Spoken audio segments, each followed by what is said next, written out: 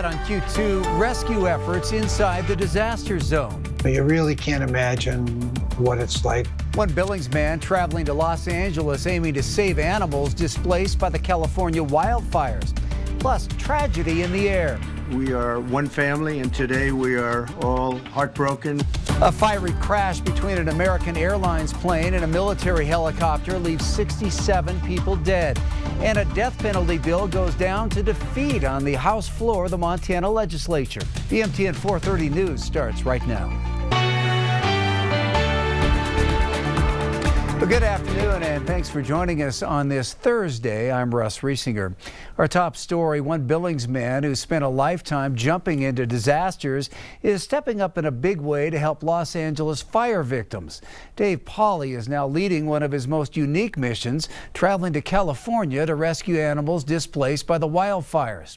Our Charlie Kleps takes us inside the rescue efforts, learning what makes Pauly so passionate to give back. As flames of fury devoured Southern California, many of us were captivated, both by the sights and sounds. But it really took entire neighborhoods. However, nothing compares to seeing the devastation firsthand. You know, you really can't imagine what it's like to not just lose your house and your yard, but all your neighbors' houses and yards too. Billings resident Dave Pauly was one of the rare few who went running towards the flames. He spent 10 days in Southern California with one goal in mind. Anything we can do to improve the situation for people and pets. After 35 years with the Humane Society, Pauly's newest gig is with an organization called Greater Good Charities, which searches for ways to help in disaster situations like this one. Every disaster is different. This one was kind of totally devastating because it was so large, multiple fires. For a man who's seen his fair share of disasters, he said it was shocking how devastating these flames were. And that's why Pauly was busy from the get-go, spending 10 days helping residents pick up the pieces, rehoming pets as well. Our goal, we went to all the shelters and removed dogs that were not fire-related. Those animals were shipped all across the country, like these ones which landed in Missoula, and still, Pauly knows the work isn't finished. Most wildlife either gets out of the way or goes underground or seeks temporary shelter. The wildlife thing's just coming into play now. And that's why he already has plans to return, a life of service dedicated to serving all forms of life. I think it builds on itself. You start to see the rewards of helping people and animals when they're in their worst situation. In Billings, Charlie Kleps, MTN News. It's the end of an era at Zoo Montana. After 14 years in charge, Executive Director Jeff Ewelt is stepping down to accept a new position at a zoo in Nebraska. In a news release, the zoo says Ewelt helped grow Zoo Montana into a cornerstone of the Billings community and that his passion for wildlife has been evident throughout his time at the helm. Zoo Montana has become one of the nation's most respected zoos during his time, known for its commitment to conservation, education, and stellar animal care. Ewelt will begin his new job at Omaha's Henry Dorley Zoo and Aquarium as Chief Zoological Officer on April 14th. A formal succession plan is expected to be announced by Zoo Montana in the near future.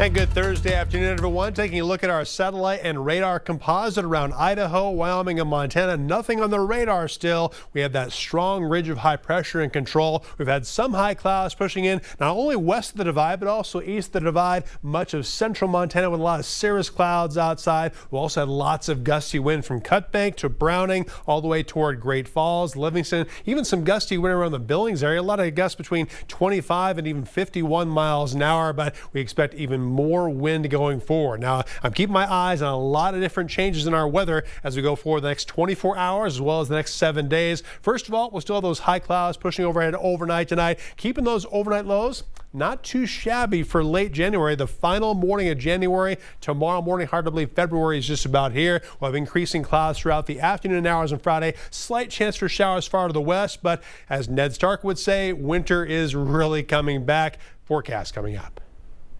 There are no survivors of the tragic mid-air collision last night between an Army helicopter and an American Airlines commuter jet.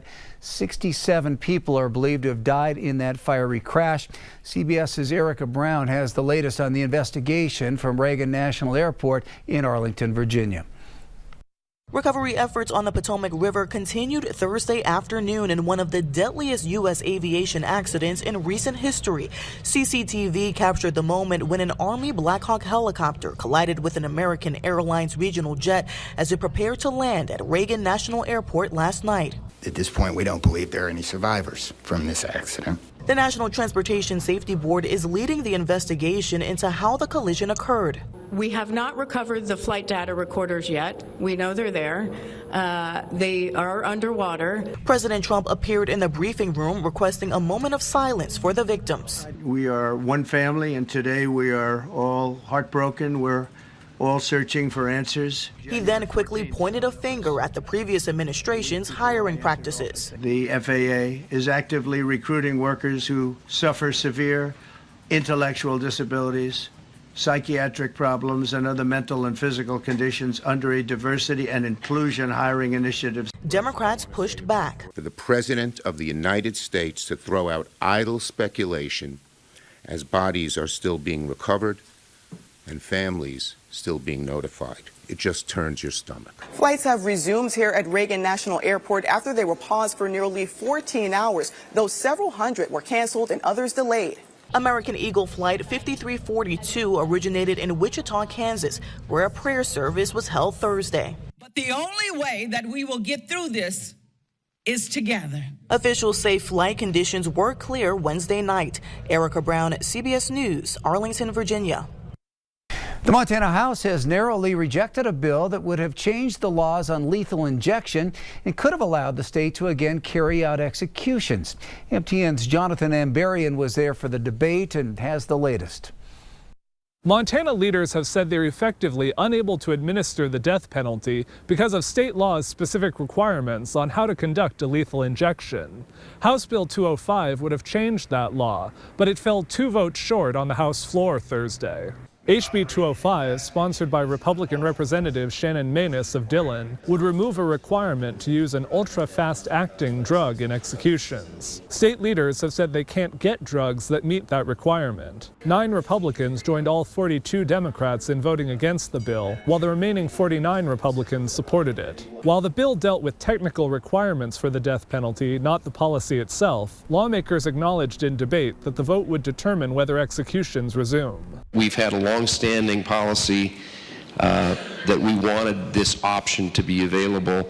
The current system doesn't allow it because of the language. That's what the sponsor's trying to do, and I think that's an important thing to clarify. So when we perpetuate something like this, a death penalty, although as repugnant and as the crimes can be, I still cannot support the death penalty. This is the 3rd session in a row that the legislature has heard a bill like this. Each of the previous 2 times, the bill fell short by 1 or 2 votes. In Helena, Jonathan Ambarian, MTN News. Today at the state capitol, Governor Greg Gianforte urged lawmakers to advance his proposals for income and property tax cuts. Gianforte has called for lowering Montana's highest income tax rate, increasing the earned income tax credit, and a homestead exemption to reduce property taxes on Montana's primary residences. Gianforte was joined by Grover Norquist, a prominent national activist for reducing taxes, who said there's a trend of states moving toward a single rate for the income tax or eliminating it entirely. Gianforte said he was open to looking at other ideas from the legislature, but there were places he's not willing to compromise. I don't think we should be taking income tax revenue and subsidizing local spending. That's a hard line for our office. I think that there are other ideas that are floating around the legislature that could probably enhance our proposal, and I'll look forward to getting a bill to my desk. Gianforte has said he wants his property tax proposal to pass the legislature by the middle of next month so the state can implement it for this year. Montana unemployment fell slightly in December to 3.1%. That is down 0.1% from November and 1% below the national unemployment rate. According to the governor's office, the number of unemployed workers fell by more than 700 in December, while Montana's economy added 100 payroll jobs.